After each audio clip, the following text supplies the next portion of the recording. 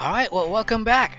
So we already have two videos, part one, right? The part two on call types, like how I want to talk to an American rep.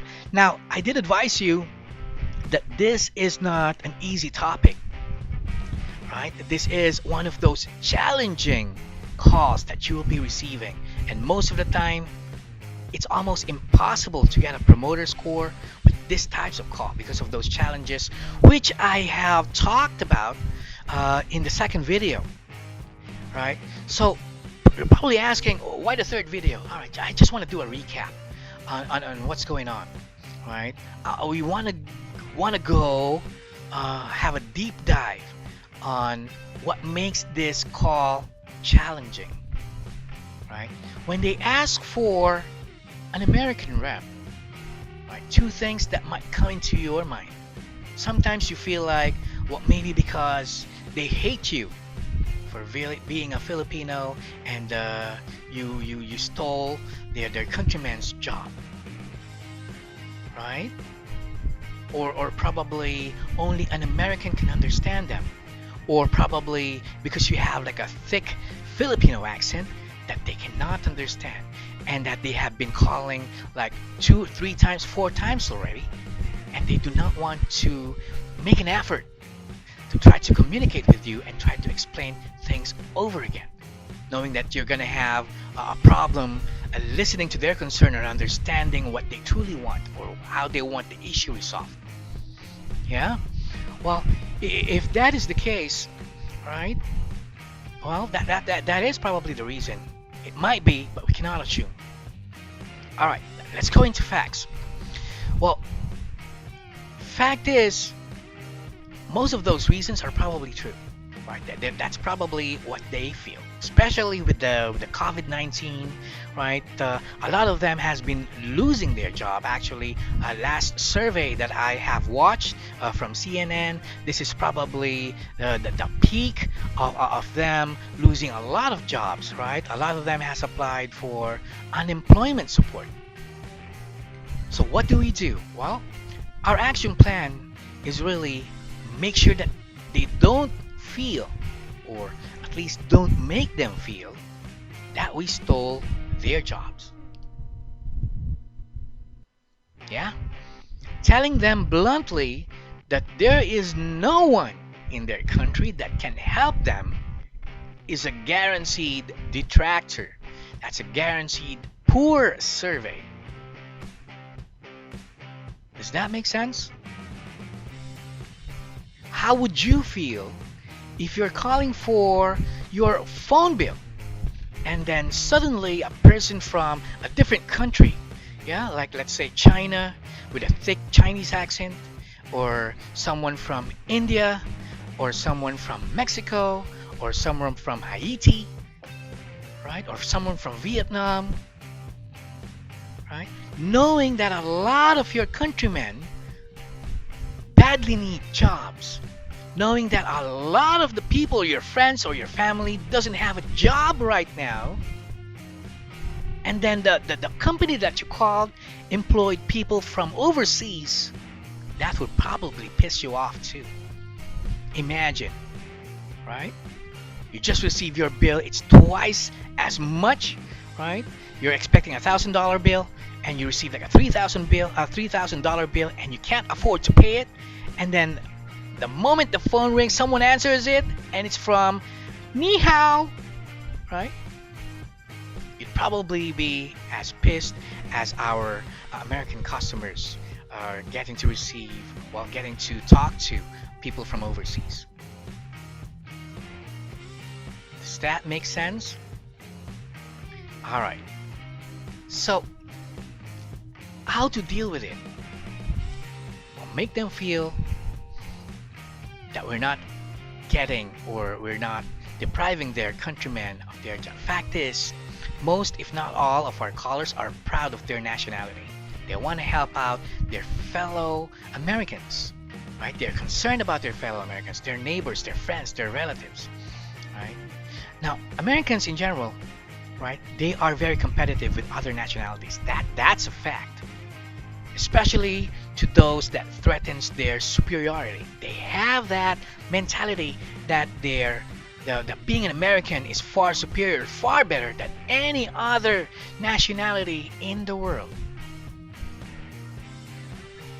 But to those that doesn't pose a threat, they are very generous, right? So, uh, for example, if they're talking to, well, people right nowadays, if they're talking to people from China, right, and they feel that that person is very knowledgeable, they feel threatened because they feel like it's a competition between superiorities of both countries, like being who's the real superpower, right? But if they're talking to Filipinos, people from the Philippines, right, most of the time they don't mind, right? We do not pose a threat to them. In fact, for countries that they don't like, that doesn't pose a threat, they are very generous, they're very charitable.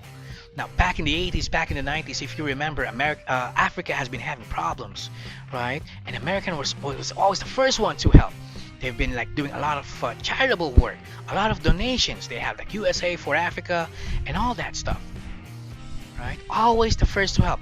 That earthquake from Haiti, right? That hunger in Africa, that typhoon Yolanda here in the Philippines, they're always the first country that sends out help. They are generous for people that they don't feel like a threat to their superiority. And that is good.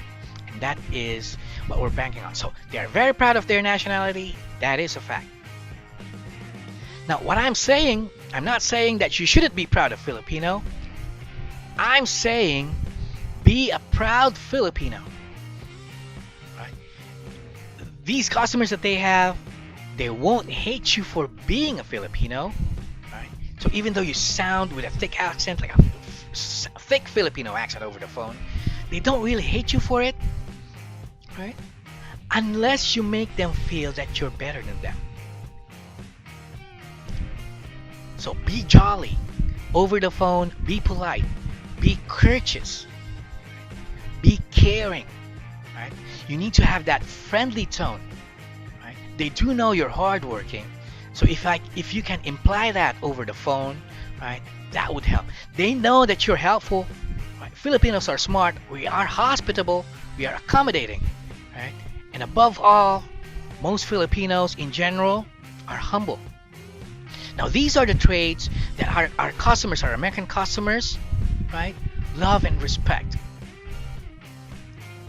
They know Filipinos as people who truly cares, right? We are known to them as the best doctors, we are the best teachers, best nurses, physical therapists, caregivers, right? Housekeepers.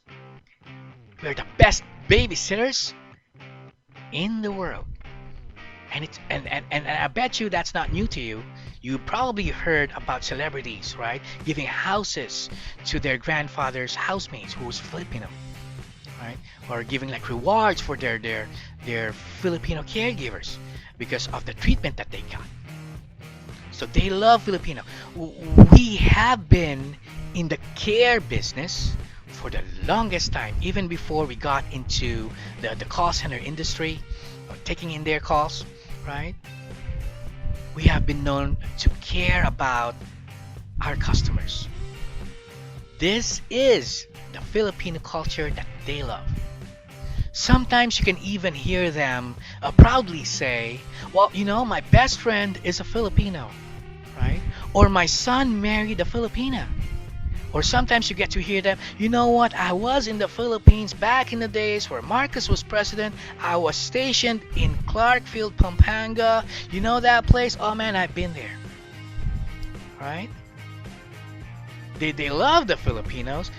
Sometimes, especially about like what, 5 years, a decade ago, right?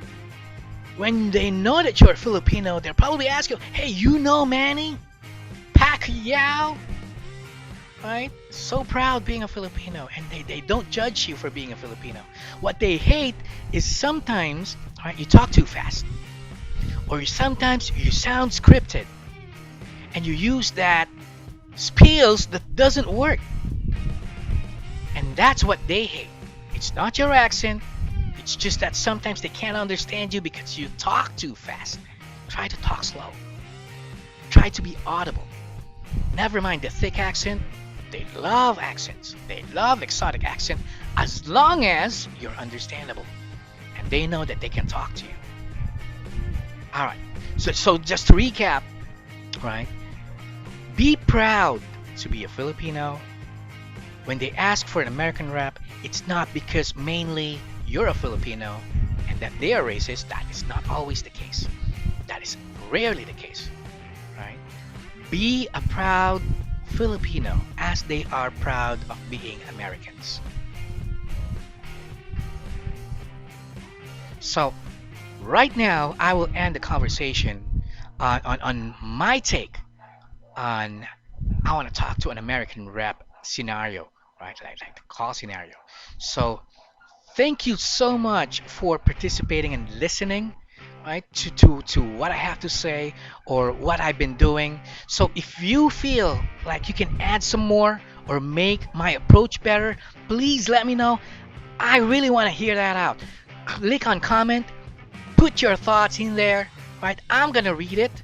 If you have a similar YouTube channel that discusses on how to deal with call type scenarios, like difficult ones like this one, please hook me up. I'll subscribe to you, right? Because I really want to improve my craft. That's what I've always wanted to do. And I've been training people as well. So what I learned from you guys, I want to teach that to them too, to make their job easier. I want them all to succeed, right? I bet you guys want everybody to succeed as well. So we are in this industry together. Let's learn together and be successful together. Be a proud Filipino, right? Let's help out our community, our country. So click on my on that subscribe button if you want to know more of what I think about call scenarios. Most likely the next topic that I'll be dealing with, which is close to this one, is I want to talk to your supervisor. Oh yeah, that's probably the second worst type of call that you ever receive. Yeah, I want to talk to your supervisor from the onset of the call. So we're gonna talk more about that probably, I don't know, next week. When I have time, I'll have another video talking about that type of scenario and how I deal with it. So for now, thank you for watching, and I do hope you share this video to people that you think might benefit from this. See you around.